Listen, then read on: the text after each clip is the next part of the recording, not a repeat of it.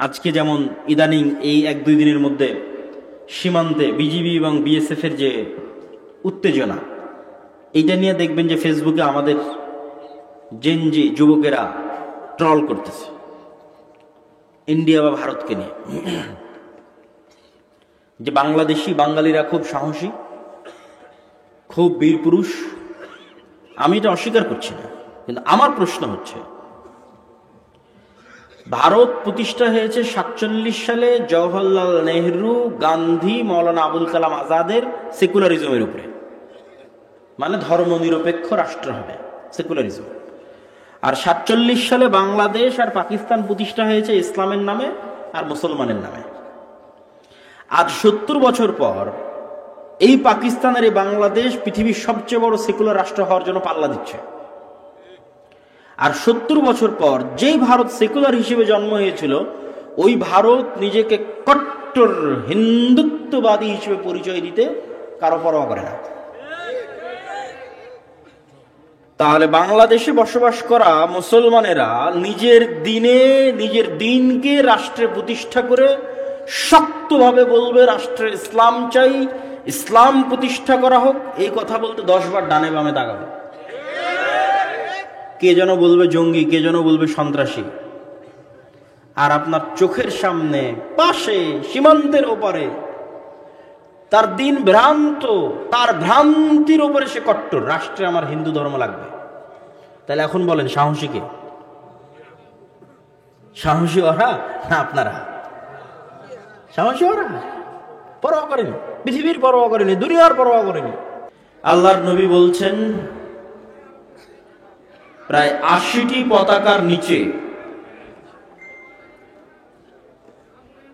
প্রত্যেক পতাকার নিচে 12,000 করে সৈন্যবাহিনী থাকবে।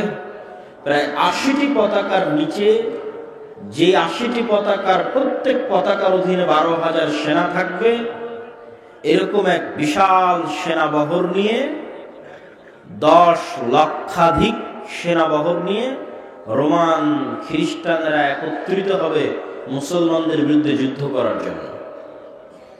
আর সেই দিন মুসলমানদের হেডকোয়ার্টার হবে আজকের সিরিয়ার রাজধানী দামেস্ক,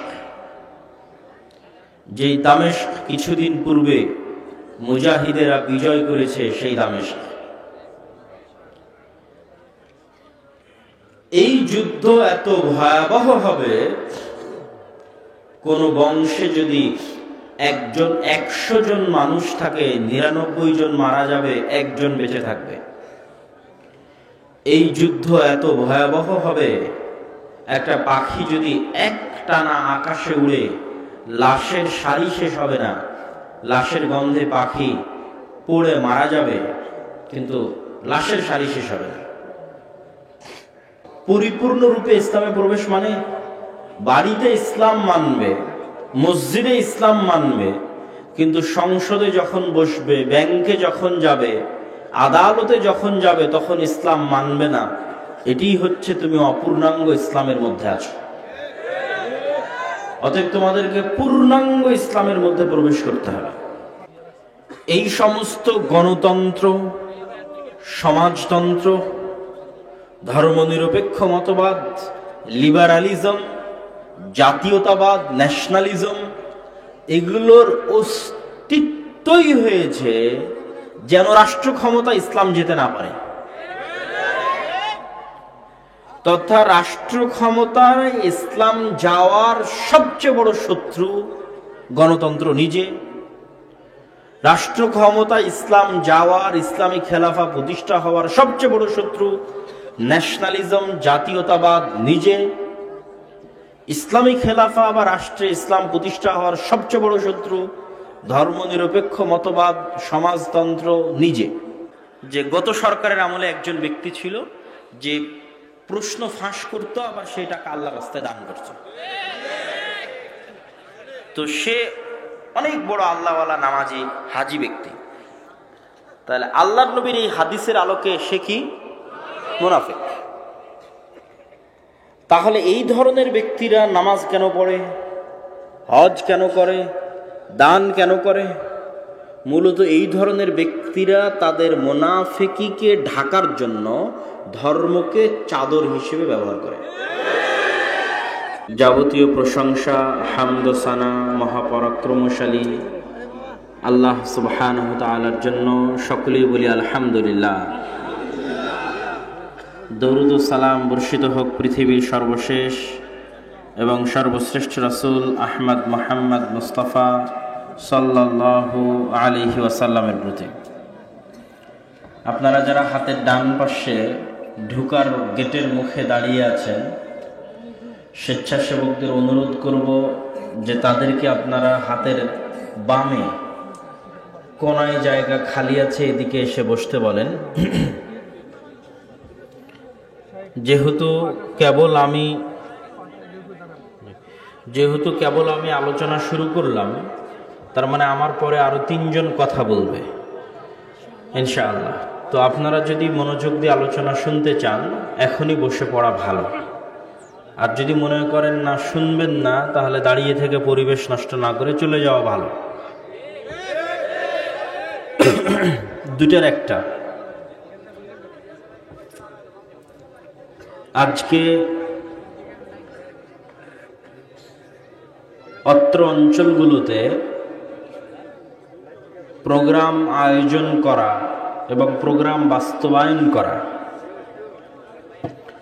বিশেষ করে আমাদের জন্য এবং আমাদের মতো যারা পবিত্র কোরআন ও সহিহ হাদিসের কথা বলেন তাদের জন্য অনেক কঠিন হয়ে গেছে। ষড়যন্ত্রকারীদের ষড়যন্ত্রে, বাধা প্রদানকারীদের বাধায়, হিংসুকদের হিংসায় এই প্রোগ্রামগুলোকে বন্ধ করা, বাধা দেওয়া, এই ধরনের ঘৃণিত ন্যাক্কারজনক কার্যক্রম চলমান আছে। তবে আমি এতটুকু বলতে চাই যে সত্যের নিজস্ব একটা শক্তি আছে। আপনি যদি সত্যকে মোকাবেলা করতে চান, তাহলে সত্য দিয়েই মোকাবেলা করতে হবে। আর সত্যের অনুসারীদের বাহুর জোর লাগে না, দলিলের জোর থাকতে হয়। বাহু বা পেশি শক্তি দিয়ে সত্য প্রচার হয় না, সত্য প্রচার হয় সত্যের জোরে। সুতরাং আমরা যারা নিজেদেরকে সত্যের দাবিদার বলছি, তাদের উচিত ধৈর্য ধারণ করা, সবর করা এবং পজিটিভ ওয়েতে আমাদের এই সত্য মেসেজ মানুষের মধ্যে তুলে ধরা। আর যারা এইগুলোর বিরুদ্ধে ষড়যন্ত্র করতেছে তাদের প্রতি উদাত্ত আহ্বান, আপনিও আপনার মত দলিলের ভিত্তিতে সত্য মতামত দলিলের আলোকে তুলে ধরেন। মানুষ সত্য খুঁজে নিবে। যদি আপনার মত সত্য হয়, মানুষ সেটি গ্রহণ করবে।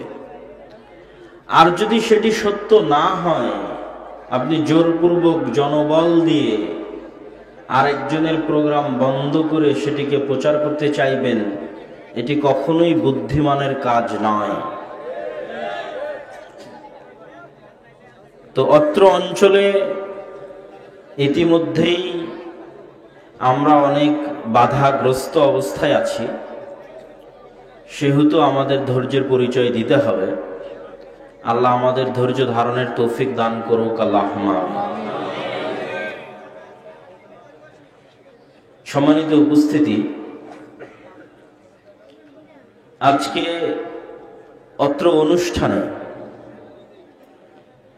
আমরা আপনাদের সামনে ইসলামের অর্থনৈতিক দর্শন এবং রাষ্ট্রীয় দর্শন কি সে বিষয়ে সংক্ষিপ্ত আলোচনা, কিন্তু গুরুত্বপূর্ণ আলোচনা তুলে ধরার চেষ্টা করব ইনশাআল্লাহুল আজিজ।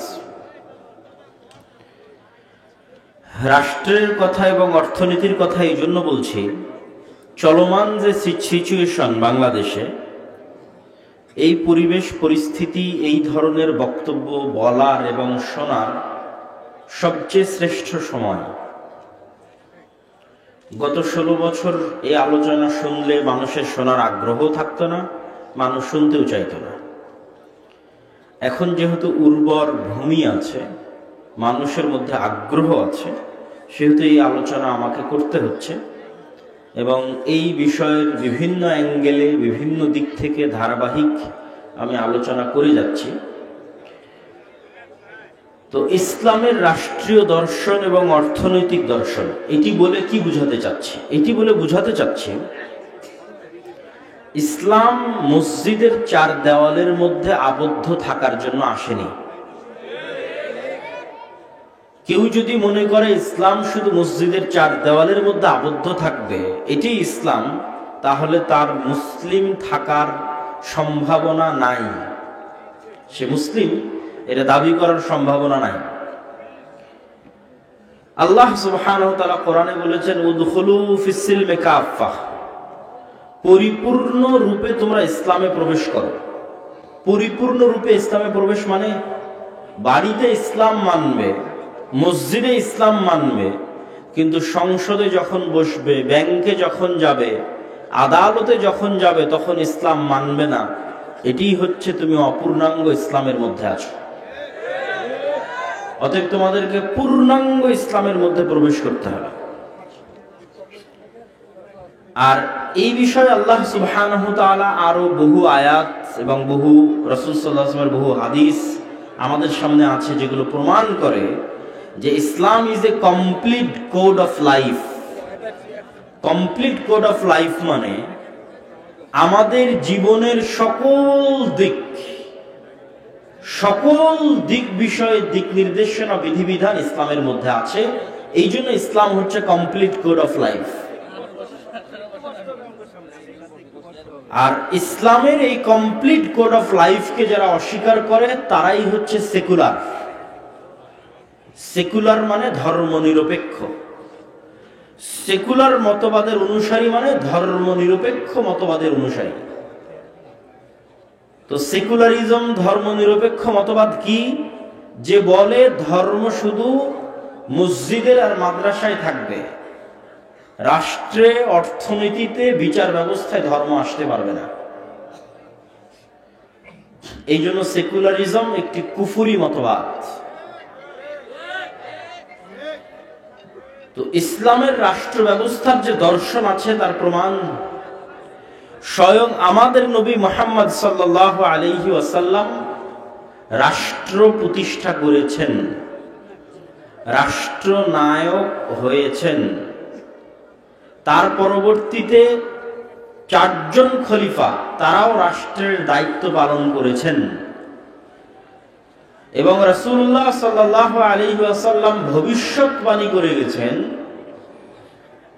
যে একদিন আসবে যেই দিন সমগ্র পৃথিবীর সকল বাড়িতে, কি মাটির বাড়ি কি ইটের বাড়ি, সকল বাড়িতে ইসলাম প্রবেশ করবে ইনশাআল্লাহ। বিইজ্জি আজিজিন আও বিযুল্লি যালিলিন, হয় সম্মানের সাথে প্রবেশ করবে, না হয় অপমানের সাথে প্রবেশ করবে। তথা যে সম্মানের সাথে দিন গ্রহণ করবে তার বাড়িতে সম্মানের সাথে প্রবেশ করবে, যে সম্মানের সাথে গ্রহণ করবে না তার বাড়িতে জোরপূর্বক প্রবেশ করবে। এবং রাসূলুল্লাহ সাল্লাল্লাহু আলাইহি ওয়াসাল্লাম আরো বলেছেন, লা তাকুমুস সাআহ, কিয়ামত ততদিন পর্যন্ত সংঘটিত হবে না যতদিন না ঈসা ইবনে মারইয়াম পৃথিবীতে নেমে না আসছে। আর মারিয়ামের সন্তান ঈসা যখন পৃথিবীতে নেমে আসবে তখন তিনি ক্রুশকে ভেঙে দিবেন, শুকুরকে নিষিদ্ধ করবেন। ক্রুশ ভেঙে দিবেন কেন? কেননা যেই মুহূর্তে ঈসা বিন মারিয়াম নামবেন, সেই নামার প্রেক্ষাপটটা হবে ক্রুশ ভেঙে দেওয়ার মতো। কি সেই প্রেক্ষাপট? আল্লাহর নবী বলেন সাল্লাল্লাহু আলাইহি ওয়াসাল্লাম যে রোমান খ্রিস্টানদের সাথে তোমাদের একটা চুক্তি হবে। এই চুক্তির ভিত্তিতে তোমরা আর রোমান খ্রিস্টানেরা এক কমন শত্রুর বিরুদ্ধে লড়াই করবে। সেই কমন শত্রু কে হবে আল্লাহ ভালো জানে। রোমান, খ্রিস্টান এবং মুসলমানেরা একসাথে কাঁধে কাঁধ মিলিয়ে এক কমন শত্রুর বিরুদ্ধে যুদ্ধ করবে। সেই যুদ্ধে তোমরা বিজয়ী হবে। বিজয়ী হওয়ার পর একজন রোমান খ্রিস্টান ক্রুশকে এভাবে উঁচিয়ে ধরে বলবে যে ক্রুশের জয় হোক, ক্রুশের কারণে বিজয় হয়েছে। তখন এক মুসলমানের গায়রাত, ইমানি গায়রাত জেগে যাবে, তখন সে ওই ক্রুশকে ভেঙে দিবে। যখন ক্রুশকে ভেঙে দিবে তখন রোমান, খ্রিস্টান আর মুসলমানেরা মুখোমুখি দাঁড়াবে। এই ক্রুশ ভাঙ্গার কারণে রোমান, খ্রিস্টান আর মুসলমানেরা মুখোমুখি দাঁড়াবে পরস্পরের বিরুদ্ধে যুদ্ধ করার জন্য। শুধু ক্রুশ ভাঙ্গার কারণে একজন মুসলমান ক্রুশ ভেঙে দিবে এই কারণে। আল্লাহর নবী বলছেন, প্রায় ৮০টি পতাকার নিচে, প্রত্যেক পতাকার নিচে ১২,০০০ করে সৈন্যবাহিনী থাকবে। প্রায় ৮০টি পতাকার নিচে, যে ৮০টি পতাকার প্রত্যেক পতাকার অধীনে ১২,০০০ সেনা থাকবে, এরকম এক বিশাল সেনাবহর নিয়ে, ১০ লক্ষাধিক সেনাবহর নিয়ে রোমান, খ্রিস্টানরা একত্রিত হবে মুসলমানদের বিরুদ্ধে যুদ্ধ করার জন্য। আর সেই দিন মুসলমানদের হেডকোয়ার্টার হবে আজকের সিরিয়ার রাজধানী দামেস্ক। যেই দামেস্ক কিছুদিন পূর্বে মুজাহিদেরা বিজয় করেছে, সেই দামেস্ক। এই যুদ্ধ এত ভয়াবহ হবে, কোন বংশে যদি ১০০ জন মানুষ থাকে, ৯৯ জন মারা যাবে, একজন বেঁচে থাকবে। এই যুদ্ধ এত ভয়াবহ হবে, একটা পাখি যদি একটানা আকাশে উড়ে, লাশের সারি শেষ হবে না, লাশের গন্ধে পাখি পড়ে মারা যাবে, কিন্তু লাশের সারি শেষ হবে না। আর এই ভয়াবহ যুদ্ধে মুসলমানেরা যখন অবতীর্ণ হবে, তখন মুসলমানদের ৩টা ভাগ হবে। মুসলমানদের ৩ ভাগের ১ ভাগ এই যুদ্ধে আল্লাহর রাস্তায় শহীদ হয়ে যাবে। আল্লাহর নবী বলেন, তারা পৃথিবীর সর্বশ্রেষ্ঠ শহীদ। মুসলমানদের ৩ ভাগের ১ ভাগ এই যুদ্ধে পলায়ন করবে, যুদ্ধের মাঠ ছেড়ে দিয়ে। আল্লাহর নবী বলেন, তাদের গুনাহ কোনোদিন ক্ষমা করা হবে না। যুদ্ধের মাঠ থেকে পালিয়ে যাওয়া কবিরা গুনাহ, জিহাদের মাঠ থেকে পালিয়ে যাওয়া, চলন্ত জিহাদের মাঠ ছেড়ে পালিয়ে যাওয়া কবিরা গুনাহ। কিন্তু ওই চলন্ত জিহাদের মাঠ থেকে যে পালিয়ে যাবে, ওটার ক্ষমা হবে না। অন্য জিহাদের মাঠ থেকে কেউ পালিয়ে গেলে তওবা করলে ক্ষমা হতে পারে, আল্লাহর ইচ্ছা। কিন্তু ওই ভয়ঙ্কর ভয়াবহ যুদ্ধে, যেটা রোমানদের বিরুদ্ধে হবে, খ্রিস্টানদের বিরুদ্ধে হবে, ৩ ভাগের ১ ভাগ মুসলমান পালিয়ে যাবে, তাদের কোনোদিন ক্ষমা করা হবে না। আর ৩ ভাগের ১ ভাগ মুসলমানকে আল্লাহ খ্রিস্টানদের উপর বিজয়ী করবেন। আল্লাহু আকবার। আর ওই ১ ভাগ মুসলমান কোনোদিন ফিতনার মধ্যে পতিত হবে না। বলেন আল্লাহু আকবার। যে ১ ভাগ মুসলমান ওই যুদ্ধে বিজয়ী হবে, তারা কোনোদিন এই যুদ্ধের পরে আর কোনো ফিতনার মধ্যে পতিত হবে না। এই যুদ্ধে বিজয়ের পর মুসলমানেরা তাদের তরবারি, রাইফেল, গুলি যেটাই থাকুক, কোনো গাছের সাথে ঝুলিয়ে বিশ্রাম নিবে। শয়তান আড়াল থেকে বলবে, দাজ্জাল তো আমাদের বাড়িতে প্রবেশ করে গেছে। তাড়াহুড়ো করে মুজাহিদেরা অস্ত্র হাতে নিয়ে দামেস্ক নগরীতে ফিরে আসবে দাজ্জালের বিরুদ্ধে প্রস্তুতি নেওয়ার জন্য। কিন্তু আসার পথে তারা বুঝবে যে ঘটনা মিথ্যা, দাজ্জাল তখন বের হয়নি। কিন্তু দাজ্জাল বের হওয়ার পরিবেশ আসলে তৈরি হয়ে গেছে, তারাও বুঝতে পারবে। যখন দামেস্কে ফিরে আসবে, দামেস্কের কোন এক মসজিদে ঈসা আলাইহিস সালাতু ওয়াস সালাম এই যুদ্ধের পরবর্তী সময়ে এই মুজাহিদদের মধ্যেই 2 ফেরেশতার কাঁধে ভর দিয়ে দামেস্কের কোন এক মসজিদের, মুফাসসির মুহাদ্দিসদের দাবি জামে মসজিদ উমাইয়াদের তৈরি দামেস্কের সবচেয়ে বড় জামে মসজিদ, জামে মসজিদ আল উমাবি, যেখানে দাঁড়িয়ে খুতবা দিয়ে মুজাহিদদের নেতা তাদের বিজয়ের ঘোষণা দিলেন, সেই মসজিদে। মুফাসসির মুহাদ্দিসরা বলেন যে এই মসজিদেই তিনি অবতরণ করবেন। তখন তিনি অবতরণ করবেন, তারপরে তো অবশ্যই দাজ্জালের বিরুদ্ধে যুদ্ধ হবেই।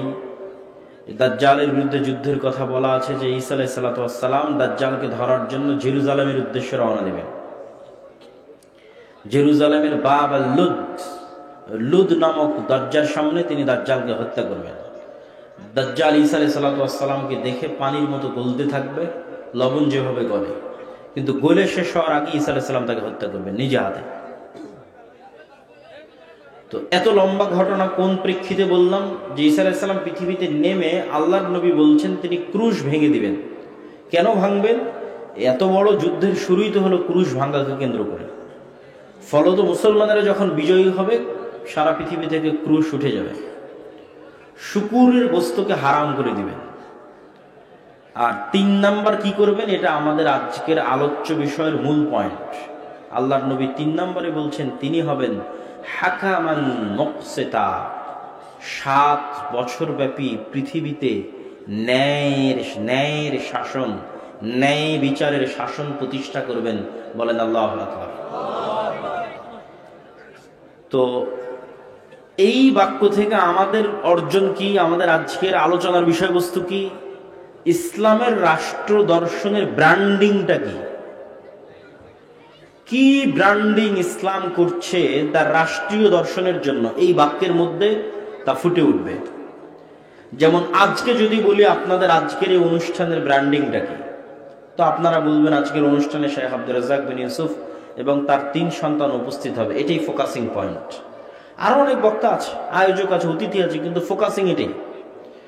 ঠিক যে কোনো কোম্পানি তার একটা না একটা ব্র্যান্ডিং বাক্য আছে, শব্দ আছে, যেটা তার ফোকাস। যে এই ফ্রিজের জগতে, এসির জগতে অমুক 1 নাম্বার, বা এই প্রোডাক্টের জগতে অমুক বেস্ট, গাড়ির জগতে অমুক বেস্ট। তো ব্র্যান্ডিংটা হয় শর্টকাট।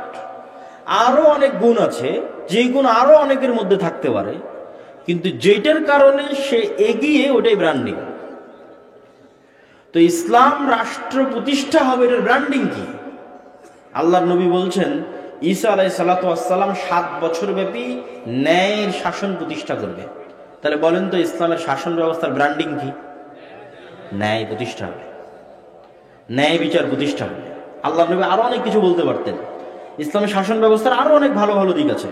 বলতে পারতেন তিনি সারা পৃথিবীর সব মানুষকে নামাজ আদায় করাবেন, সারা পৃথিবীর সব মানুষকে, সব মহিলা মানুষকে পর্দা করাবেন। আরো অনেক অসংখ্য পয়েন্ট আছে, ওগুলো ইসলামের অংশ। কিন্তু ইসলামের রাষ্ট্র ব্যবস্থার ব্র্যান্ডিং নয়। ইসলামী রাষ্ট্র ব্যবস্থার ব্র্যান্ডিং হচ্ছে ন্যায়ের শাসন প্রতিষ্ঠা, যেটা আল্লাহর নবী ঈসা আলাইহিস সালামের ক্ষেত্রে বললেন। কেননা ঈসা আলাইহিস সালাম যে শাসন প্রতিষ্ঠা করবে ওটা ইসলামী শাসন না অন ইসলামিক শাসন? ইসলামী শাসন। ঈসা আলাইহিস সালাতু ওয়াস সালাম যে শাসন প্রতিষ্ঠা করবেন সেটা ইসলামী খেলাফা। তাহলে ইসলামী খেলাফার 1 নাম্বার ব্র্যান্ডিং ন্যায় বিচার প্রতিষ্ঠা হবে। 2 নাম্বার ব্র্যান্ডিং আর পরের বাক্যে আসতেছে। দেখেন রাসূলুল্লাহ সাল্লাল্লাহু আলাইহি ওয়াসাল্লাম বলছেন মানুষের সম্পদ এই 7 বছরে ন্যায় বিচার প্রতিষ্ঠা হওয়ার কারণে এত বেশি হয়ে যাবে যে কেউ টাকা নিবে এই নেওয়ার মতো লোক থাকবে না। বলেন আল্লাহু আকবার। তাহলে ন্যায় বিচারের সাথে টাকার সম্পর্ক তৈরি হয়ে গেল। আজকে আমার বক্তব্যের বিষয় কিন্তু এই দুইটাই। 1 রাষ্ট্রে ইসলাম, 2 অর্থনীতিতে ইসলাম। রাষ্ট্রে ইসলাম, ন্যায় বিচার, ন্যায় বিচার প্রতিষ্ঠা হয়ে গেলে টাকা বেড়ে যাবে। কেন? আমি স্বেচ্ছাসেবকদের অনুরোধ করব যে আপনারা স্থায়ীভাবে ওখানে কয়েকজন লোক রাখেন, যারা ওখানে যারা দাঁড়াবে তাদেরকে বারবার এই কোনায় জায়গা ফাঁকা আছে, পিছনে আছে, অথবা এই সাইডেও আপনারা জায়গা বেশি করে দেন, বসার ব্যবস্থা করে দেন। যেহেতু জায়গা সংকুলান হচ্ছে না, বসার ব্যবস্থা করে দেন। সম্মানিত উপস্থিতি, আমরা আপনাদের সামনে আলোচনা তুলে ধরছিলাম ইসলামের রাষ্ট্র ব্যবস্থার ব্র্যান্ডিংটা কি? ন্যায়। অর্থনীতির ব্র্যান্ডিং কি? ন্যায় প্রতিষ্ঠা হলে কেন টাকা বেশি হবে? আজকে আপনারা যারা এখানে যতজন উপস্থিত আছেন, অনেকের, অসংখ্য জনের কষ্ট আছে, তার পকেটে টাকা নেই। ধরেন আমারই কষ্ট আছে যে আমার টাকার অভাব আছে, আপনাদের অসংখ্য মানুষের কষ্ট আছে, তার টাকার অভাব আছে। এটা স্বাভাবিক, সিম্পল। কেন আপনার টাকার অভাব আছে? হাদিস বলছে এই পৃথিবীতে ন্যায় নাই, এই দেশে ন্যায় নাই, এই জন্য আপনি গরিব। তো দেশে ন্যায় না থাকার সাথে আপনার গরিব হওয়ার সম্পর্ক কি? এটাই তো বড় আশ্চর্য বিষয়। এখন এই মুহূর্তে বাংলাদেশের কোনো জায়গায় যদি 500 টাকার ঘুষের লেনদেন হয়, তাহলে সারা বাংলাদেশের 18 কোটি মানুষ ওই 500 টাকার গরিব হয়ে যাচ্ছে। এই 500 টাকাটা আপনার পকেট থেকে জোর করে বের করা হচ্ছে না, কিন্তু আল্লাহ পৃথিবী ভাবি সাজিয়েছে। অন্যায় হবে, দুর্নীতি হবে, গরিব হবে, করছে আর একজন, কিন্তু তার প্রভাব আমি ভোগ করব। গত 16 বছরে যদি 80,000 কোটি টাকা পাচার হয়ে থাকে, তার মানে 18 কোটি মানুষ 80,000 কোটি টাকার গরিব হয়ে গেছে। কিন্তু ওইটা আপনি দেখতে পাচ্ছেন না যে আপনার পকেট থেকে কেউ হাত দিয়ে বের করে নিল, কিন্তু আপনার পকেট থেকে বের হয়ে যাচ্ছে। এটাই হচ্ছে অর্থনীতির সবচেয়ে বড় ভয়ঙ্কর মারপ্যাচ। আর যখনই ন্যায় প্রতিষ্ঠা হবে, অটোমেটিক টাকা বাড়তে থাকবে, আপনাদের বাড়বে, সবার বাড়বে। সারা পৃথিবীতে যদি ন্যায় প্রতিষ্ঠা হয়, সারা পৃথিবীর বাড়বে। আজকের আমেরিকা বা ইউরোপে অঢেল সম্পদ, তাদের ডেমোক্রেসি, গণতন্ত্রের কারণে, প্রযুক্তির উন্নয়নের কারণে এগুলো পরে। আজকের আমেরিকা এবং ইউরোপে অঢেল সম্পদ, আর আমার বাংলাদেশে 1 টাকাও নাই, মুসলিম দেশগুলোতে 1 টাকা নাই। তার সবচেয়ে বড় কারণ আগে কোনটা? আগে হচ্ছে তারা অন্যায় করছে, জুলম করছে, আমরা জুলমের শিকার হচ্ছে। 190 বছর যাবৎ এই দেশের সব ধন সম্পদ লুটে নিয়ে চলে গেছে। তাহলে বাদশাহ আলমগীর যখন ভারতের শাসক, তখন ভারতের জিডিপি সারা পৃথিবীর জিডিপির 30%। আর ব্রিটিশরা যখন ভারত ছাড়ে, তখন পাকিস্তান, বাংলাদেশ, ভারত মিলে সারা পৃথিবীর জিডিপির 3%, মানে 27% চুরি হয়ে গেছে 190 বছরে। তাহলে আমরা গরিব কেন? আর একজনের জুলমের শিকার হওয়ার কারণে গরিব। পৃথিবীতে জুলম চলতেছে। আফ্রিকান মুসলিমেরা গরিব কেন? আফ্রিকান কান্ট্রিগুলোর সব খনিজ সম্পদ ইউরোপ আর আমেরিকা লুট করে নিয়ে চলে যাচ্ছে, এই জন্য আফ্রিকার মুসলমানেরা গরিব। আপনি যান, গিয়ে দেখেন। তাহলে পৃথিবীতে আমরা গরিব আছি, পৃথিবীতে মানুষ গরিব আছে, কারণ পৃথিবীতে জুলম আছে। পৃথিবীতে যদি ন্যায় প্রতিষ্ঠা হবে, পৃথিবীতে কেউ গরিব থাকবে না। আল্লাহর নবী বলছেন হাদিসে যে ঈসা আলাইহিস সালাতু ওয়াস সালাম হাকামান মুকসিতা, সারা পৃথিবীতে ন্যায় বিচার প্রতিষ্ঠা করবেন। আর ন্যায় বিচারের ফলে কি ঘটবে? টাকা নেওয়ার মতো লোক থাকবে না। এটা লজিক্যাল, এটা বাস্তব, এটা সত্য। সম্মানিত উপস্থিতি, এই জন্য আমাদের আগে বুঝতে হবে রাষ্ট্রে ইসলাম গেলে উপকার কি। মানুষকে ভয় দেখানো হয়, রাষ্ট্রে ইসলামের নেগেটিভ চরিত্র দেখানো হয়। রাষ্ট্রে ইসলাম গেল মানে জঙ্গি হয়ে গেল, রাষ্ট্রে ইসলাম গেল মানে সন্ত্রাসী হয়ে গেল। আর আল্লাহর নবী বলছেন রাষ্ট্রে ইসলাম গেল মানে ন্যায় বিচার প্রতিষ্ঠা হল। সম্মানিত উপস্থিতি, যখনই মানুষ বুঝবে যে রাষ্ট্রে ইসলাম গেলে ন্যায় প্রতিষ্ঠা হবে, একটা মানুষ মাজলুম হবে না, রাষ্ট্রে ইসলাম গেলে মানুষের ধন সম্পদ বেড়ে যাবে, তখন আপনিও চাইবেন যে রাষ্ট্র ক্ষমতা ইসলাম যাক। চাইবেন না? চাইবেন না? অবশ্যই চাইবেন। প্রশ্ন হচ্ছে যাবে কিভাবে? রাষ্ট্রে ইসলাম যাবে ঠিক ওইভাবেই যেইভাবে নবী রাসূলদের মাধ্যমে রাষ্ট্রে ইসলাম গেছে। নবী রাসূলদের পদ্ধতির বাইরে আর কোনো পদ্ধতিতে পূর্ণাঙ্গ ইসলামের রাষ্ট্রে যাওয়ার কোনো উপায় নাই। নবী রাসূলের পদ্ধতির বাইরে যে কোনো পদ্ধতিতে আপনি ইসলামকে রাষ্ট্র ক্ষমতায় নিয়ে যেতে চাইবেন, সেটা গণতন্ত্রের মাধ্যমে হোক, সমাজতন্ত্রের মাধ্যমে হোক, ধর্মনিরপেক্ষ মতবাদের মাধ্যমে হোক, নবীদের দেখানো পথ পদ্ধতির বাইরে আর যে কোনো পথ পদ্ধতির মাধ্যমে ইসলামকে রাষ্ট্র ক্ষমতায় নিয়ে যেতে চাইবেন, আপনি নিশ্চিত থাকেন পূর্ণাঙ্গ ইসলাম রাষ্ট্র ক্ষমতায় নবীদের পদ্ধতির বাইরে যেতে পারবে না।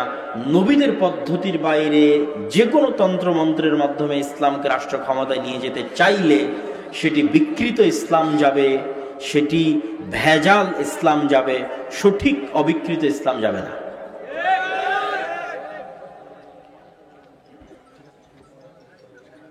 কেন যাবে না? তার এক নাম্বার কারণ, এই সমস্ত গণতন্ত্র, সমাজতন্ত্র, ধর্মনিরপেক্ষ মতবাদ, লিবারালিজম, জাতীয়তাবাদ, ন্যাশনালিজম, এগুলোর অস্তিত্বই হয়েছে যেন রাষ্ট্র ক্ষমতা ইসলাম যেতে না পারে। তথা রাষ্ট্র ক্ষমতায় ইসলাম যাওয়ার সবচেয়ে বড় শত্রু গণতন্ত্র নিজে। রাষ্ট্র ক্ষমতা ইসলাম যাওয়ার, ইসলামী খেলাফা প্রতিষ্ঠা হওয়ার সবচেয়ে বড় শত্রু ন্যাশনালিজম, জাতীয়তাবাদ নিজে। ইসলামী খেলাফা বা রাষ্ট্রে ইসলাম প্রতিষ্ঠা হওয়ার সবচেয়ে বড় শত্রু ধর্মনিরপেক্ষ মতবাদ, সমাজতন্ত্র নিজে। তাহলে যেগুলোর জন্মই হলো ইসলামকে রাষ্ট্র ক্ষমতায় যেতে বাধা দেওয়ার জন্য, ওইটার মাধ্যমে কেমনে যাবেন?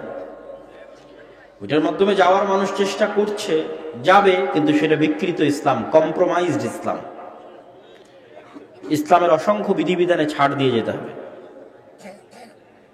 এভাবেই ওই সিস্টেমগুলো ডেভেলপ করা আছে। তাহলে আপনি আব্দুল্লাহ বিন আব্দুর রাজ্জাক, আপনি বলছেন কিভাবে যেতে হবে বলেন? অবশ্যই আমাদের মধ্যে ওই চিন্তা চেতনা থাকতে হবে। চিন্তা চেতনা যেন থাকে, এই জন্যই আমরা বক্তব্য দিচ্ছি, আলোচনা করছি। যাবে কিভাবে? যাওয়ার এক নম্বর শর্ত হচ্ছে, ঈসা আলাইহিস সালাতু ওয়াস সালামের ক্ষেত্রে আল্লাহর নবী বলছেন তিনি ন্যায় বিচার প্রতিষ্ঠা করবেন। ঈসা আলাইহিস সালাম যদি নিজে ন্যায়পরায়ণ না হয়, কেমনে ন্যায় বিচার প্রতিষ্ঠা করবে? এটা কি সম্ভব? ঈসা আলাইহিস সালাম যদি ন্যায় বিচার পৃথিবীতে প্রতিষ্ঠা করতে চায়, আগে ঈসা আলাইহিস সালামকে নিজেকে ন্যায়পরায়ণ হতে হবে, তবেই তিনি পৃথিবীতে ন্যায় বিচার প্রতিষ্ঠা করতে পারবেন। তাহলে আমরা যদি বলি যে আমরা ক্ষমতায় যাব ইসলামের নামে, আল্লাহর দয়ায়, ইসলামের নামে নয়, আল্লাহর দয়ায় নয়, তো জোর করে কত মানুষ ক্ষমতায় আছে, আরো কত মানুষ থাকবে, কত মানুষ ক্ষমতা থেকে চলে গেছে, সেটা আমাদের আলোচ্য বিষয় নয়। আমরা ক্ষমতায় যেতে চাই ইসলামের নামে, আল্লাহর দয়ায়। তো ইসলামের নামে আল্লাহর দয়ায় যে ক্ষমতায় যাবেন, ওই ক্ষমতার এক নম্বর শর্ত ন্যায় বিচার প্রতিষ্ঠা করা। তাহলে আগে আমার এবং আপনার মধ্যে ন্যায়পরায়ণতা থাকতে হবে, তবে আল্লাহ আমাকে এবং আপনাকে তার দয়ায় রাষ্ট্র ক্ষমতায় দিবে। যদি আমার এবং আপনার মধ্যে ন্যায়পরায়ণতা না থাকে, তাহলে আল্লাহর দয়ায় ইসলামের নামে আল্লাহ আমাদেরকে রাষ্ট্র ক্ষমতায় দিবেন না। আমি যদি আরো স্পষ্ট করে বলি, ধরেন আমরা আজকে মঞ্চে দাঁড়িয়ে বক্তব্যের আলোচনায় গত 16 বছর কত দুর্নীতি হয়েছে তার বিবরণ দিচ্ছি। ফেসবুকে, ইউটিউবে, টুইটারে, টিকটকে আমাদের জেনজি ট্রল করতেছে, মজাক করতেছে, ঠাট্টা করতেছে, কিন্তু বিশ্বাস করে না। যারা আজকে এগুলোর নিন্দা করতেছে, ট্রল করতেছে, ঠাট্টা করতেছে, এদেরকে ক্ষমতায় বসায় দেন, এরা গত 16 বছরের চেয়ে বেশি দুর্নীতি করবে।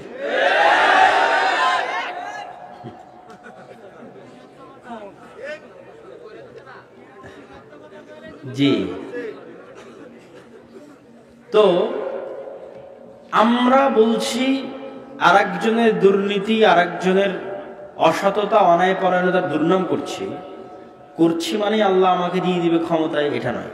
আল্লাহ সুবহানাহু ওয়া তাআলা জানেন যে আপনাকে ক্ষমতায় দিলে আপনি ওর চেয়ে বড় দুর্নীতিবাজ হবেন। তাহলে আপনি যদি বলেন ইসলামের নামে আমাকে ক্ষমতায় যেতে হবে, তাহলে এক নম্বর শর্ত হচ্ছে আগে নিজের মধ্যে, নিজের পরিবারে, নিজের ব্যক্তিগত জীবনে, সমাজে যে যে ছোট্ট ছোট্ট জায়গায় আছেন, ওই প্রত্যেক ছোট জায়গায় শতভাগ ন্যায়পরায়ণতা প্রতিষ্ঠা করতে হবে। এটা শুধু আমার এবং আপনার জেনারেল শিক্ষিত মানুষদের জন্য না, আলেম ওলামাদের জন্য। এই যে আলেমারা ওর প্রোগ্রাম বন্ধ করে দিচ্ছে, ওর বিরুদ্ধে বক্তব্য দিচ্ছে, ওর মসজিদে হামলা করতে যাচ্ছে, ওর মাদ্রাসায় হামলা করতে যাচ্ছে, তাহলে তাদের হাতে যদি রাষ্ট্র ক্ষমতা চলে যায় কি করবে? ন্যায় বিচার প্রতিষ্ঠা করতে পারবে? তাহলে আলেম ওলামাদের মধ্যে যত মতভেদ আছে, মাদ্রাসায় যত গন্ডগোল আছে, ইসলামী দলে যত গন্ডগোল আছে, এই ধরেন তাবলিগ জামাতের দুই গ্রুপ মারামারি করতেছে, এরকম হাকি হানাফি কি আহলে হাদিস, আমি কিন্তু বিশেষ কোনো গোত্রকে লক্ষ্য করে বলছি না, কি হানাফি কি আহলে হাদিস, যেখানে গ্রুপিং আছে ওখানে যায় দেখেন মাসলা মাসাইল আসল বিষয় নয়, ভিতরে ঢুকে দেখবেন ন্যায়পরায়ণতা নাই।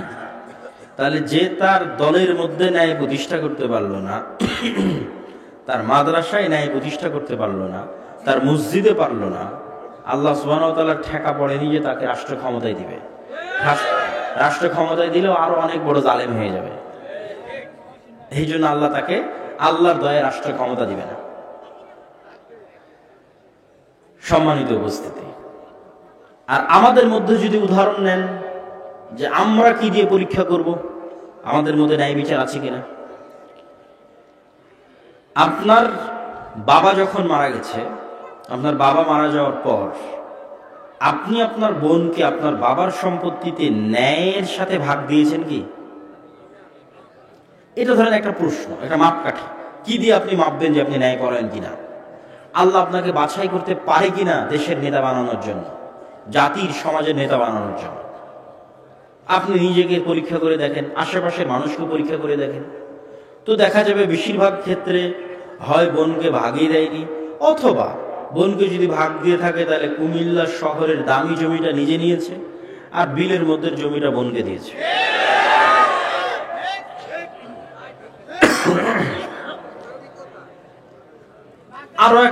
আরো একটা উদাহরণ নেন, যৌতুকের ভিত্তিতে আপনাদের এলাকায় এই অঞ্চলগুলোতে বিবাহ হয় না? হয় না? তো যখন যৌতুকের ভিত্তিতে কোনো বিবাহ হয়, আপনার দৃষ্টিতে কি মনে হয়? আমি কিন্তু ইবাদতের আলোচনা করছি না, ন্যায় অন্যায় মানে মানুষের সাথে, এখানে ইবাদত আলোচ্য বিষয় নয়, নামাজে কোনটা ঠিক কোনটা বেঠিক এটা আলোচ্য বিষয় নয়, আলোচ্য বিষয় ন্যায় মানে মানুষের সাথে ন্যায়।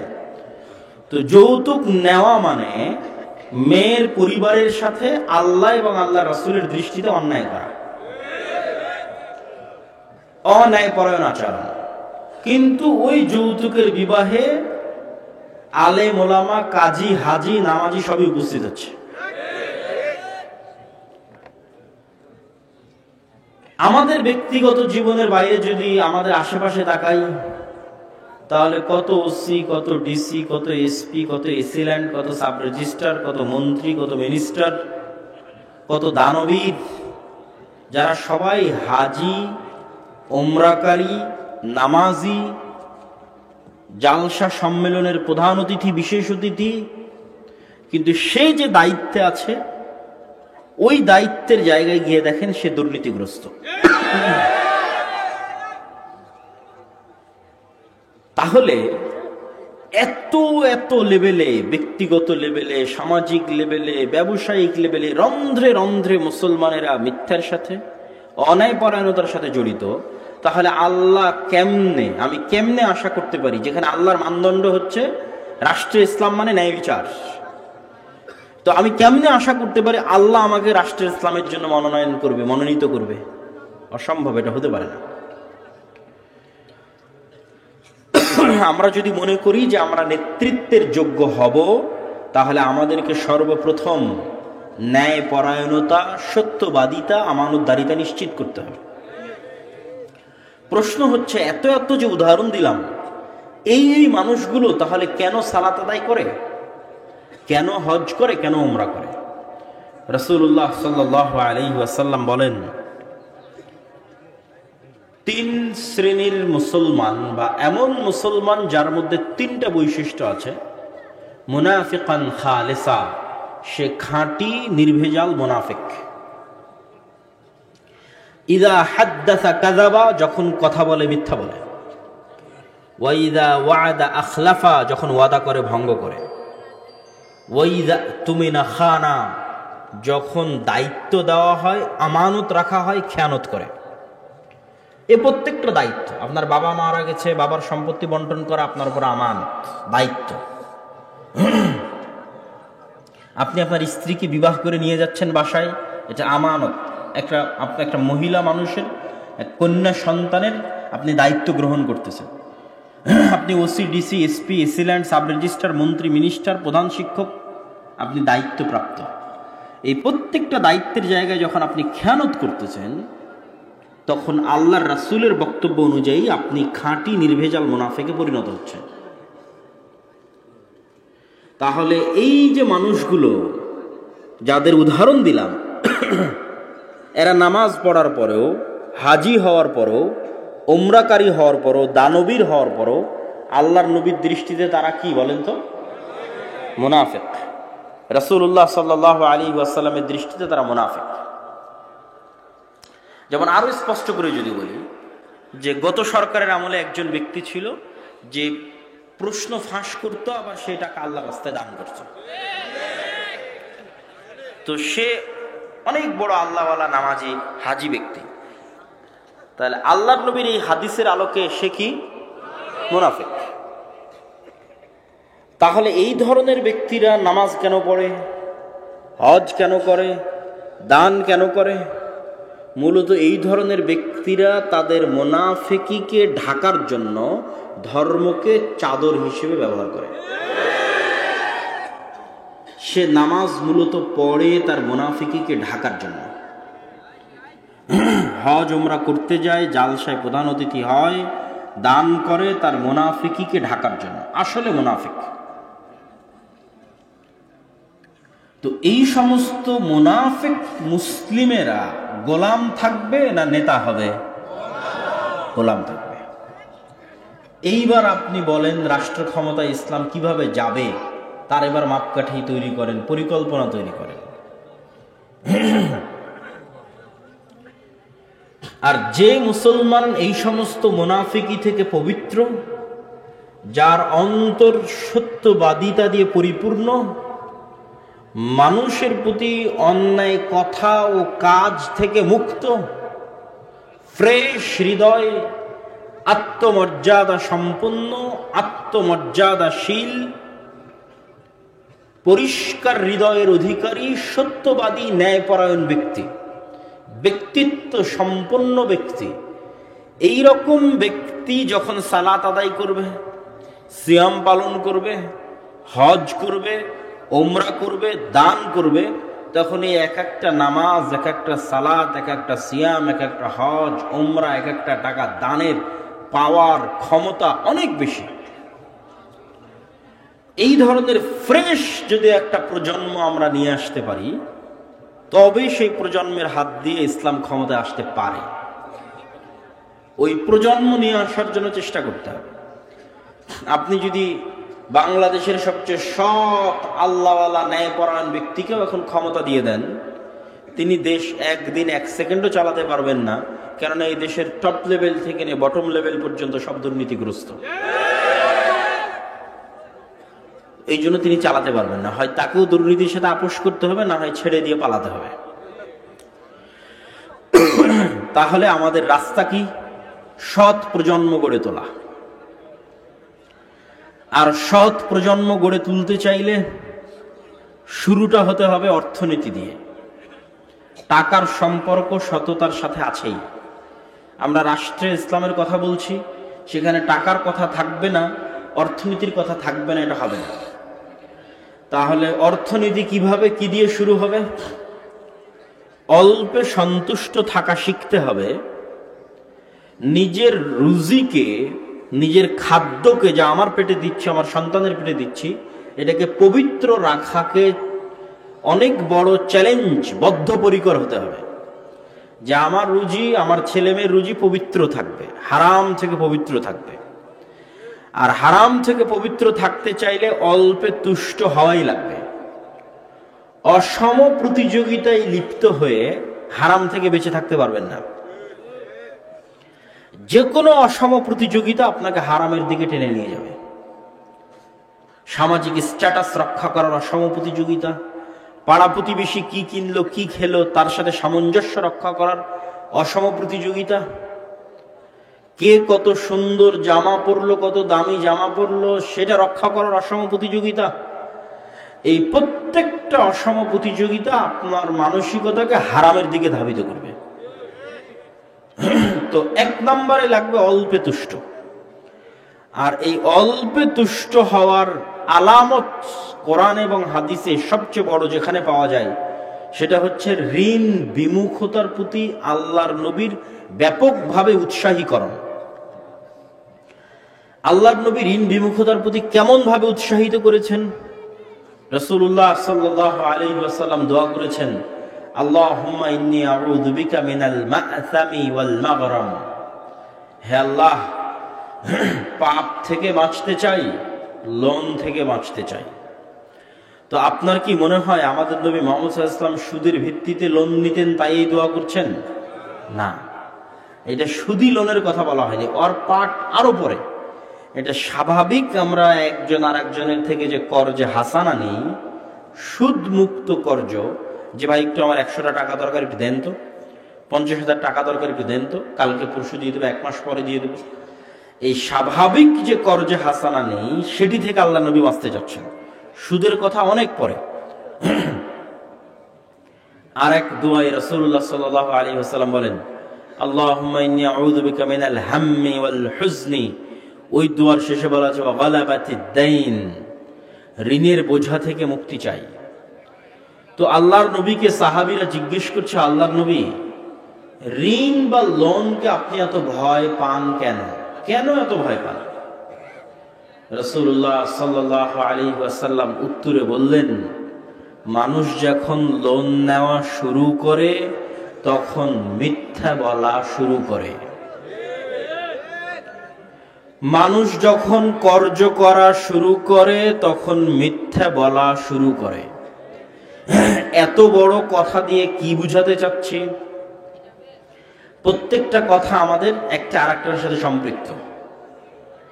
মানুষ যখন লোন নেওয়া শুরু করে মিথ্যা বলা শুরু করে, তো মিথ্যা বলা শুরু করলে সে কি আর ন্যায়পরায়ণ থাকলো? কথা বলেন না যে থাকলো?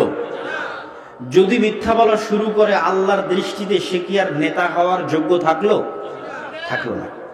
তাহলে ওর মিথ্যা বলাটা শুরু হলো কিসের কারণে? টাকার কারণে।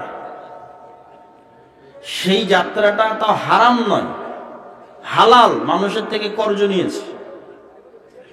তো স্বাভাবিক কর্জ আল্লাহর নবী অনুৎসাহিত করছেন, নিরুৎসাহিত করছেন, কেননা সেটি মিথ্যার দিকে নিয়ে যায় মানুষকে। আজকে আমাদের অস্বাভাবিক চাহিদার বলি হয়ে কত হাজারো যুবক, মুসলিম যুবক, ভারত, বাংলাদেশ, পাকিস্তান, আফগানিস্তান, মালদ্বীপ ইত্যাদি দেশ থেকে ইউরোপ, আমেরিকায় পাড়ি জমানোর জন্য প্রত্যেক ধাপে ধাপে মিথ্যা বলতেছে।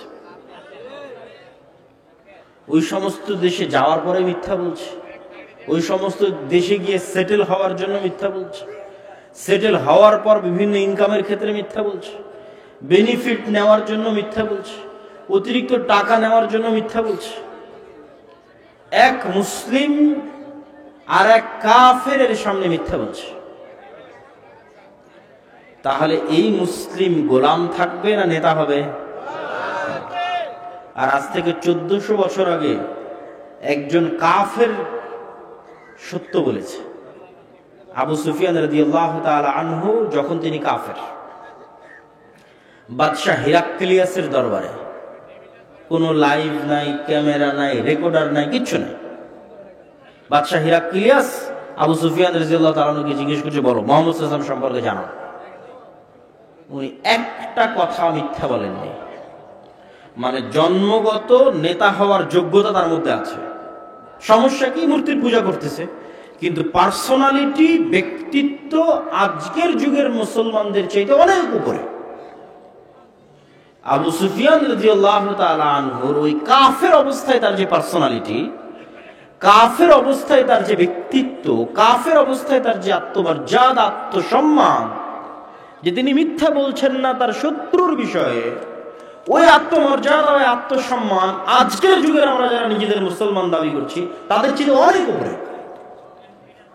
তো যখন ওই আবু সুফিয়ান রাদিয়াল্লাহু তাআলা ইসলাম গ্রহণ করে নিলেন, শিরকে ছেড়ে দিলেন, তো জন্মগত সত্যবাদিতা তো আছেই, জন্মগত ব্যক্তিত্ব তো আছেই, তার সাথে যুক্ত হলো ইসলাম। এটা কতটা পাওয়ারফুল হতে পারে? ওই পাওয়ার যুক্ত হয়েছে ওমর রাদিয়াল্লাহু তাআলার মধ্যে, ওই পাওয়ার যুক্ত হয়েছে খালিদ বিন ওয়ালিদের মধ্যে, ওই পাওয়ার যুক্ত হয়েছে আমর ইবনে আল-আসের মধ্যে, যে তাদের ব্যক্তিত্বটা এইভাবে ডেভেলপ করা হয়েছে যে তারা মিথ্যা বলা জানে না, তারা অন্যায় করা জানে না, তারা মাথা নত করা জানে না, অনেক উঁচু লেভেলের ব্যক্তিত্ব। তার সাথে যুক্ত হয়েছে ইসলাম। ওই রকম ফ্রেশ অবস্থায় তারা নামাজ পড়ছে, কোরআন পড়ছে। তো তাদের সাথে যদি রোমান আর পারস্য এম্পায়ার তাদের পায়ের নিচে ধূলিসাৎ না হয়, তাহলে আর কার পায়ের নিচে ধূলিসাৎ হয়? কিন্তু ওই রকম ব্যক্তিত্ব সম্পূর্ণ মুসলমান তো নাই। আপনি আপনার আশেপাশে তাকিয়ে দেখেন, নিজের দিকে তাকিয়ে দেখেন, এতক্ষণ তো ওগুলোরই বর্ণনা দিচ্ছি আমরা। আপনার পরিবারে তাকিয়ে দেখেন যে আমরা প্রত্যেকটা ধাপে ধাপে অন্যায় পরায়ণ, অর্থের কাছে বিক্রি, টাকার কাছে বিক্রি। তাহলে আমরা কেমনে দেশ ও জাতির নেতৃত্ব দিব? কেমনে আল্লাহ আমাদেরকে বাছাই করবে যে ইসলাম প্রতিষ্ঠা করার জন্য আমরা নেতা হব? এটা অসম্ভব।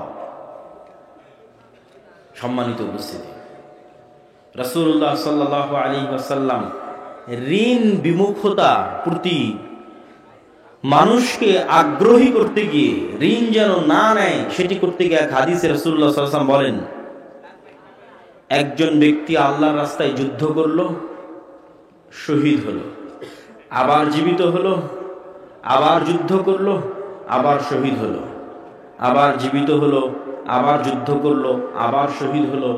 এই ব্যক্তি জান্নাতে যেতে পারবে না যদি তার ঋণ থাকে। অথচ জান্নাতে যাওয়ার সবচেয়ে শর্টকাট রাস্তা ছিল শহীদ হওয়া। এর চাইতে শর্টকাট কোনো রাস্তা জান্নাতে যাওয়া নাই। কিন্তু এই রকম শহীদ তিনবার হলো। আল্লাহ নবী বলছে জান্নাতে যেতে পারবে না যদি লোন থাকে। সুদের লোনের কথা বলেন, সুদের লোন আরো পরে। মানুষ বিলাসিতার জন্য আর একজনের কাছে কর্জ করবে, এটা ইসলামের অর্থনৈতিক দর্শনের লক্ষ লক্ষ কিলোমিটারের মধ্যে নাই। তো মানুষ লোন করবে কখন? যখন ওর বাচ্চার অপারেশন করতে পারছে না, মারা যাবে। এইটা সুদের কথা বলতেছে না, স্বাভাবিক কর্জের কথা বলতেছে। সুদের কথা বহু পরে, ওর অস্তিত্বই নেই। স্বাভাবিক লোন মানুষ মোটরসাইকেল কেনার জন্য নিবে, এসি কেনার জন্য নিবে, ফ্রিজ কেনার জন্য নিবে, টিনের বাড়ি পাকা করার জন্য নিবে। এর অস্তিত্ব স্বাভাবিক লোন, সুদের না। এমনি লোন, ভাই তুমি আমাকে 10,000 টাকা দাও, আমি একটা মোটরসাইকেল নিই। ভাই তুমি আমাকে 20,000 টাকা দাও, আমি একটা ফোন কিনবো। মানে বিলাসিতার জন্য আরেকজনের থেকে টাকা ধার করবে, সুদ বহু পরে। এমনি এরই অস্তিত্ব ইসলামের কয়েক লক্ষ কিলোমিটারের মধ্যে না। তো নিবে কখন লোন? কর্জে হাসানা নিবে কখন? ওর মেয়ে অপারেশনে আছে, মারা যাচ্ছে, টাকার অভাব, তখন কর্জে হাসানা। বাচ্চাকে পড়াতে পারতেছে না, নিরুপায়, তখন কর্জে হাসানা নেবে। তাহলে সুদ ভিত্তিক লোন আরো কত পরে থাকতে পারে। কিন্তু আজকের পৃথিবীকে তৈরি করা হয়েছে, এমন একটা ইকোসিস্টেমের উপর আজকের পৃথিবীকে ডেভেলপ করা হয়েছে যে আপনি সুদ মুক্ত জীবনযাপন করতে চাইলেও পারবেন না। বাংলাদেশে তাও যদি কারো 10-15 বিঘা জমি থাকে, বাপদাদা রেখে যাওয়া 20-30 বিঘা জমি থাকে, তো তাও তার পক্ষে সুদ মুক্ত থাকা কিছুটা হলেও সম্ভব, যে সে সুদ মুক্ত থাকবে।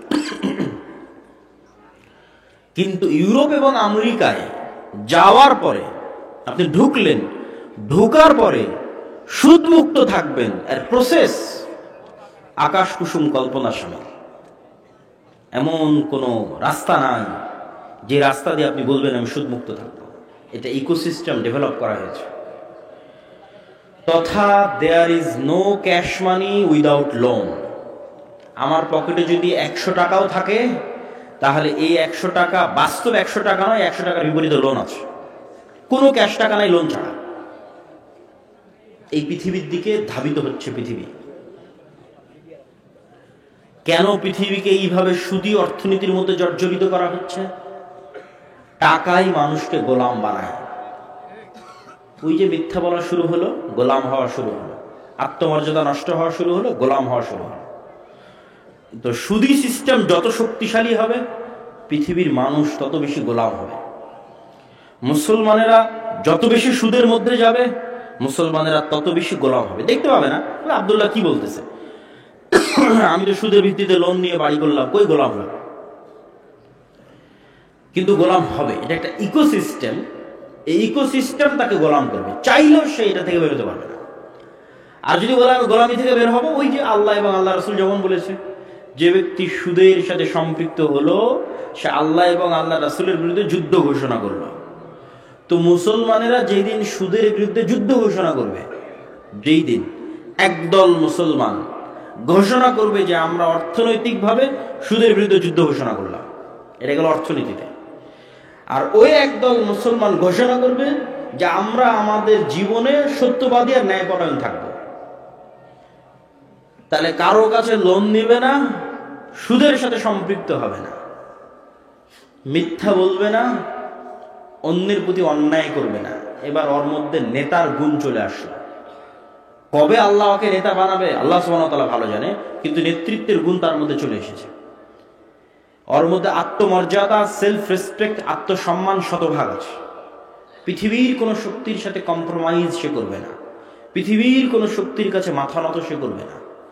এরকম একদল, একটা প্রজন্ম তৈরি হয়ে গেলে আল্লাহ সুবহানাহু ওয়া তাআলা তাদের হাত দিয়ে রাষ্ট্র ক্ষমতায় ইসলামকে প্রতিষ্ঠা করবেন, যে ইসলাম আল্লাহ চান। আর আমরা যদি বলি না ওই তন্ত্র, এই মন্ত্র, এটা ওইটার মাধ্যমে রাষ্ট্র ক্ষমতায় যাবো, এটা অপূর্ণাঙ্গ বিকৃত ইসলাম প্রতিষ্ঠা হবে। ইসলামকে রাষ্ট্রে প্রতিষ্ঠা করার জন্য এই ধরনের একটা প্রজন্ম যদি তৈরি হয়, তাদের প্রথম করণীয় কি হবে? এই ধরনের একটা প্রজন্ম তৈরি হলে তাদের প্রথম করণীয় হবে দাওয়াত দেওয়া। যেভাবে নবী রাসূলগণ দাওয়াত দিয়েছেন। নবী রাসূলগণ কিভাবে দাওয়াত দিয়েছেন? নবী রাসূলগণের দাওয়াতের সাথে আমাদের দাওয়াতের আসমান এবং জমিন পার্থক্য আছে। নবী রাসূলগণের দাওয়াতের সাথে আমাদের দাওয়াতের আসমান ও জমিন পার্থক্য আছে। নবী রাসূলগণ নিঃস্বার্থ দাওয়াত দিয়েছেন, আমরা স্বার্থের জন্য দাওয়াত দিই। নবী রাসূলগণ ক্ষমতার কেন্দ্রবিন্দুতে নিঃস্বার্থভাবে দাওয়াত দিয়েছেন, আমরা ক্ষমতার কেন্দ্রবিন্দুতে স্বার্থের জন্য যাই। আর দাওয়াতকে ওসিলা হিসেবে ব্যবহার করি, ইসলামকে মাধ্যম হিসেবে ব্যবহার করি আমার নিজস্ব ব্যক্তিগত স্বার্থ হাসিল করার জন্য। দাওয়াতের কথা কেন বলছি? আল্লাহ চাইলে মুসা আলাইহিস সালাতু ওয়াস সালামকে যে মুজিজার লাঠি দিয়েছেন, ওই মুজিজার লাঠি লক্ষ লক্ষ সাপকে খাইয়ে নিতে পারতেছে, ফেরাউনকে খাইয়ে নিতে পারে না? পারে না? পারে না? আল্লাহ চাইলেই পারে। তো মুসা আলাইহিস সালামকে আল্লাহ বলতেন, তুমি এই মুজিজার লাঠি দিলাম, গিয়ে ডাইরেক্ট ফেরাউনকে হত্যা করো, দিয়ে ক্ষমতা দখল করে নিয়ে ইসলামের রাষ্ট্র প্রতিষ্ঠা করো। আল্লাহ সেটা না বলে মুজিজা দিলেন, সব দিলেন, দোয়া শিখিয়ে দিলেন, সবকিছু করে বলছেন ফেরাউনকে দাওয়াত দাও। অথচ আল্লাহ জানেন ফেরাউন হেদায়েত প্রাপ্ত হবে না, তারপর আল্লাহ বলছেন ফেরাউনকে দাওয়াত দাও। শুধু দাওয়াত নয়, নম্র ভদ্র ভাষায় দাওয়াত দাও, উগ্র ভাষায় না। তথা আল্লাহ সুবহানাহু ওয়া তাআলা কোনো কিছু ডাইরেক্ট হোমজিক্যালি ইনস্ট্যান্ট করে ফেলেন না। প্রত্যেকটা করার জন্য আল্লাহর একটা স্লো প্রসেস আছে। আল্লাহ সুবহানাহু ওয়া তাআলা লতীফ, সূক্ষ্ম। তিনি চাইলে ইউসুফ আলাইহিস সালাতু ওয়াস সালামকে কুয়া থেকে ফেরেশতাদের দিয়ে উঠিয়ে বাবা ইয়াকুব আলাইহিস সালামের কাছে পৌঁছে দিতে পারতেন। জিবরাইলকে বলতেন, যাও, ইউসুফ পড়ে আছে কুয়াতে, ওখান থেকে উঠিয়ে নাও, উঠিয়ে নিয়ে ইয়াকুব আমার কাছে খুব কান্দাকাটি করতেছে, তার কাছে পৌঁছে দাও। কিছুই না। আল্লাহ সুবহানাহু ওয়া তাআলার শক্তি এবং ক্ষমতার কাছে এই ছোট্ট কাজ কিছুই না। অথচ ইউসুফ ওভাবে পড়েই থেকে গেলেন কুয়াতে। মানুষ, ব্যবসায়ী, স্বাভাবিক ব্যবসায়ী যাচ্ছে, সে স্বাভাবিক ব্যবসায়ী বালতিতে উঠালো, বাজারে বিক্রি করলো, মানুষের বাড়িতে কাজ করলো, মিথ্যা অপবাদ মাথায় ঘাড়ে নিল, 7 বছর জেলে থাকলো। 7 বছর। আল্লাহ চাইলে ফেরেশতাদের দিয়ে জেল থেকে বের করে দিতে পারতেন, কিন্তু আল্লাহ সুবহানাহু ওয়া তাআলা স্লো প্রসেস, লতীফ, সবাইকে আল্লাহ পরীক্ষার মধ্যে ফেলে সামনে নিয়ে যেতে চান, পরীক্ষার মধ্যে ফেলে শক্তিশালী করতে চান। এই জন্য আমি বলি,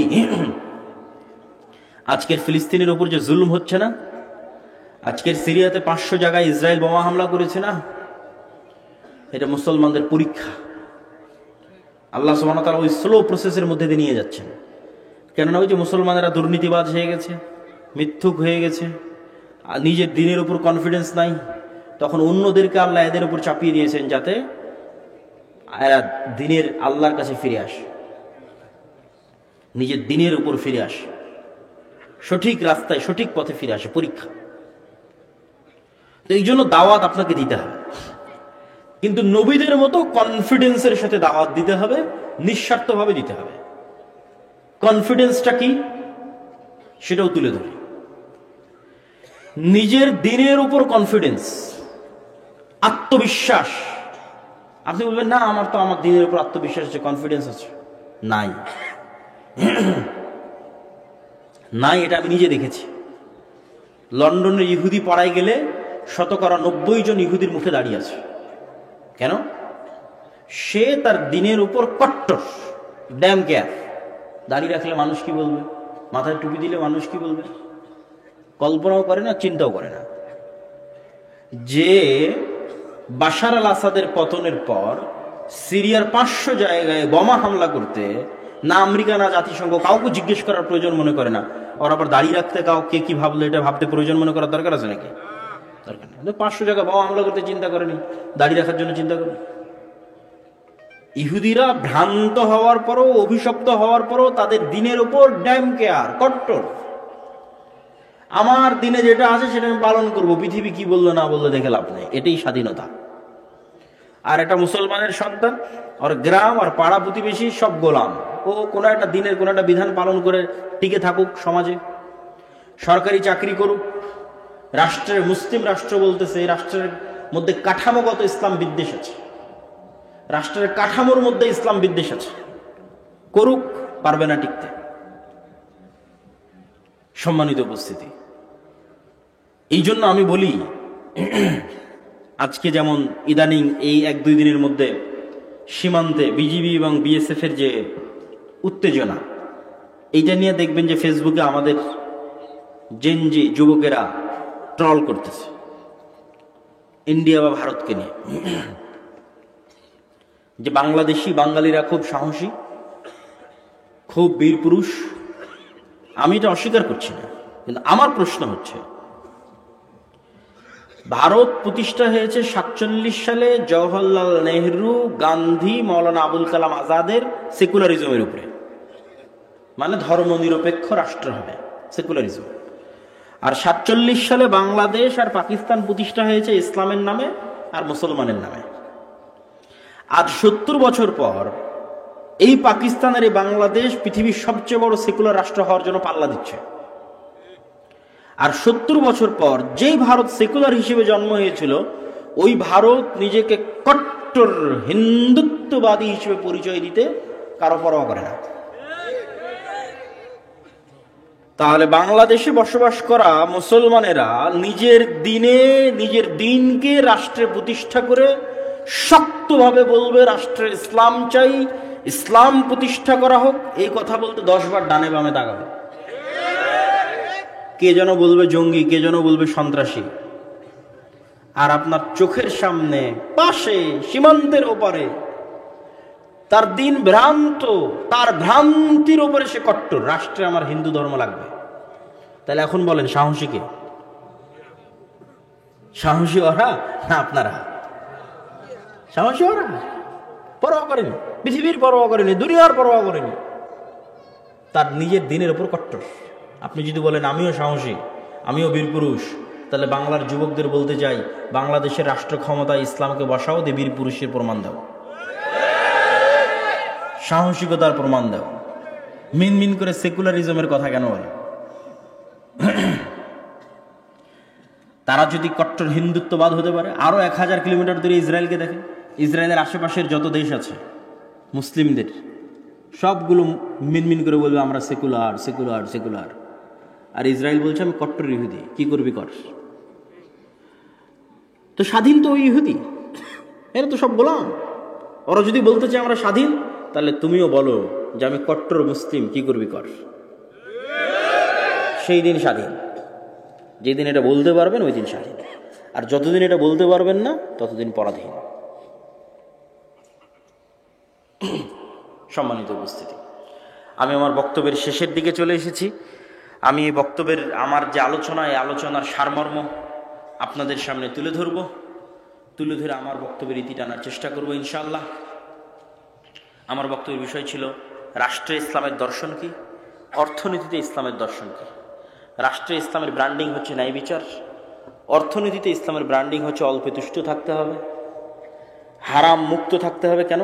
অল্পে তুষ্ট না থাকলে, হারাম মুক্ত না থাকলে মিথ্যার মধ্যে জড়িয়ে যাবেন। ঋণ বিমুখ থাকতে হবে। মিথ্যার মধ্যে জড়িয়ে গেলেই আপনি অন্যায়পরায়ণ হয়ে গেলেন, নেতা হওয়ার যোগ্যতা হারিয়ে ফেললেন, আপনার আত্মমর্যাদা শেষ হয়ে গেল। আপনি মিথ্যা বলবেন, আপনার ছেলে মিথ্যা বলবে, আপনার স্ত্রী মিথ্যা বলবে।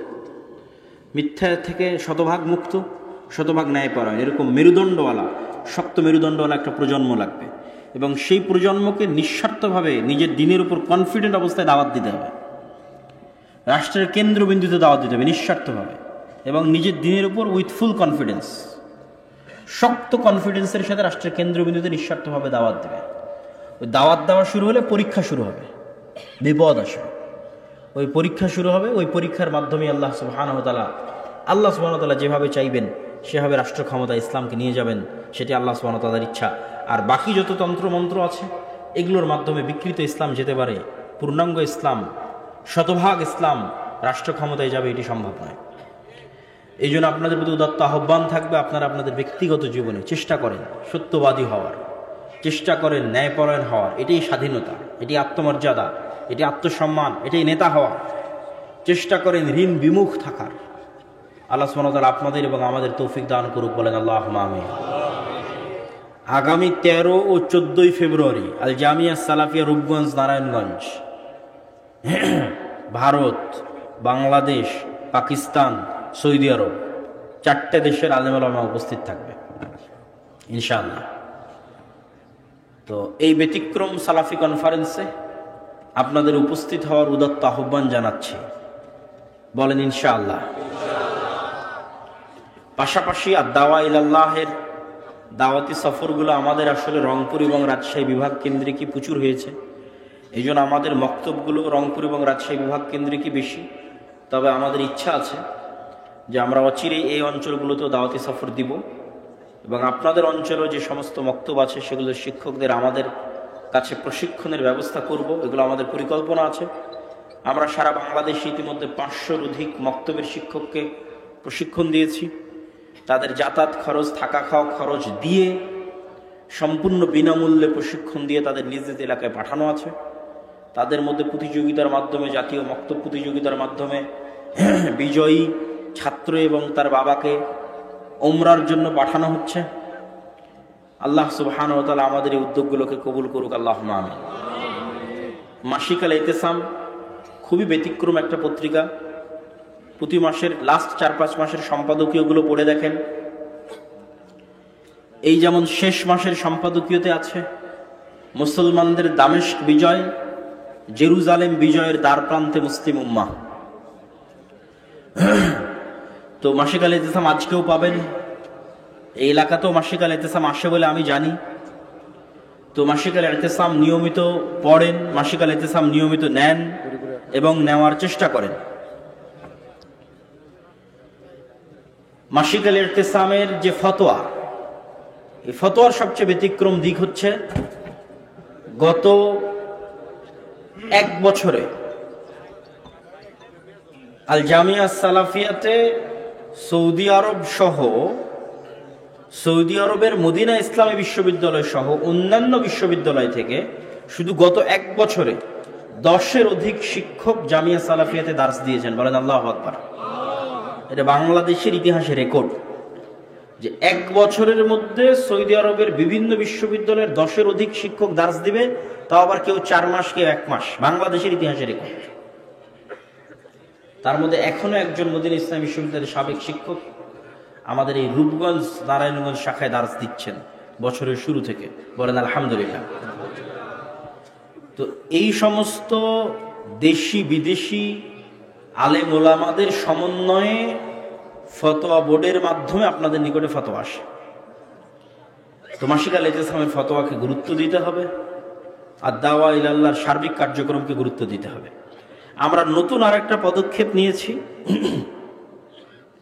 যেহেতু আল জামিয়া সালাফিয়া মদিনা ইসলামী বিশ্ববিদ্যালয়ের সাথে মুআদালা হয়েছে আলহামদুলিল্লাহ, সেটিকে ভিত্তি করে আমরা বাংলাদেশের যত মাদ্রাসা আছে যারা পবিত্র কোরআন ও সুন্নাহর আলোকে পরিচালিত হয়, তারা চায় যে আমরা তাদের শিক্ষার মানটা বাড়িয়ে দিই, আমাদের সিলেবাস দিয়ে, আমাদের শিক্ষকদের দিয়ে ট্রেনিং দেওয়ানোর মাধ্যমে। তো এই মুআদালা বা অধিভুক্তিকরণ কার্যক্রম আমরা শুরু করেছি। মাত্র 1 মাসে প্রায় 12টির অধিক মাদ্রাসা আল জামিয়া সালাফের অধিভুক্ত হয়েছে। সেই সমস্ত শিক্ষকদের 1 সপ্তাহব্যাপী প্রশিক্ষণও হলো জামিয়া সালাফিয়াতে। তো আপনাদেরও এই ধরনের যে কোনো শিক্ষা প্রতিষ্ঠান যদি থেকে থাকে, আপনারা আল জামিয়া সালাফিয়ার অধীনে অধিভুক্ত করেন, উপকার বই অপকার হবে না ইনশাআল্লাহ। আমরা দেশ ও জাতির শিক্ষার মানোন্নয়নে বদ্ধপরিকর, সেটির পিছনে জান প্রাণ দিয়ে চেষ্টা করে যাচ্ছে। একটা কওমি মাদ্রাসা যেখানে থাকা খাওয়ার খরচ 3000 থেকে 3500, সেখানে ছাত্রদের ভিন্ন একাডেমিক ভবন, একাডেমিক ভবনের প্রত্যেক ক্লাসরুমে প্রজেক্টর, সেখানে বিদেশি শিক্ষক স্থায়ীভাবে থাকে যাদের বেতন 80,000 টাকা। যেই সমস্ত স্কুলগুলো 1 লক্ষ টাকা ভর্তি ফি নেয়, ওরাও 80,000 টাকা বেতনের বিদেশি শিক্ষক রাখতে পারবে না। সেখানে আল জামিয়া সালাফিয়া 3000 থেকে 3500 টাকা থাকা খাওয়া খরচ দিয়ে 80,000 টাকা বেতনের বিদেশি শিক্ষক রাখতেছে। আপনাদের সন্তানদের শিক্ষার মান বাড়াতে জামিয়া সালাফিয়া কর্তৃপক্ষ কতটা ডিটারমাইন, কতটা ডেসপারেট, কতটা আত্মবিশ্বাসী এবং কতটা শক্ত সিদ্ধান্তের উপর আছে, তা এটি দ্বারা বোঝা যায়। তো জামিয়া সালাফিয়ার সাথে সম্পৃক্ত হলে উপকার হবে, অপকার হবে না ইনশাআল্লাহ। সর্বশেষ আমরা জেনারেল শিক্ষার জগতে পা রাখছি নিব্রাস ইন্টারন্যাশনাল স্কুল নামে। আমরা জানি বাংলাদেশে অসংখ্য মাদ্রাসা আছে, কিন্তু নটরডেম কলেজের মতো ইসলামিক কলেজ গড়ে উঠুক, খ্রিস্টান মিশনারিরা আমাদের দেশে এসে টপ লেভেলের কলেজ পরিচালনা করতেছে, আর আমরা মুসলমানেরা এই দেশে বসে থেকে আমাদের সন্তানদের তাদের কলেজেই পাঠাচ্ছি। আমরা আর একটি শক্তিশালী ইসলামিক কলেজ, যেখানকার ছাত্ররা জেনারেলি পড়াশোনা করবে ইসলাম শিক্ষার সাথে, কিন্তু টপ লেভেলের পড়াশোনা করবে, এই লক্ষ্য উদ্দেশ্যকে সামনে নিয়ে আমরা জেনারেল শিক্ষার জগতেও পা রেখেছি। আমাদের মিরপুর শাখা, প্রথম শাখা নিব্রাস ইন্টারন্যাশনাল স্কুলের আমাদের এই সকল কার্যক্রমগুলোর প্রতি খোঁজ খবর রাখা এবং সর্বোপরি দোয়া করা যেন আল্লাহ সুবহানাহু ওয়া তাআলা আমাদের এই কাজগুলোকে কবুল করে, আল্লাহুম্মা আমিন।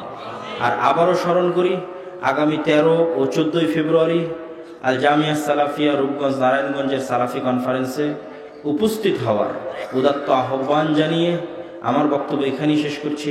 ওয়া আখিরু দাওয়ানা আনিল হামদুলিল্লাহি রাব্বিল আলামিন। আসসালামু আলাইকুম ওয়া রাহমাতুল্লাহি ওয়া বারাকাতুহু।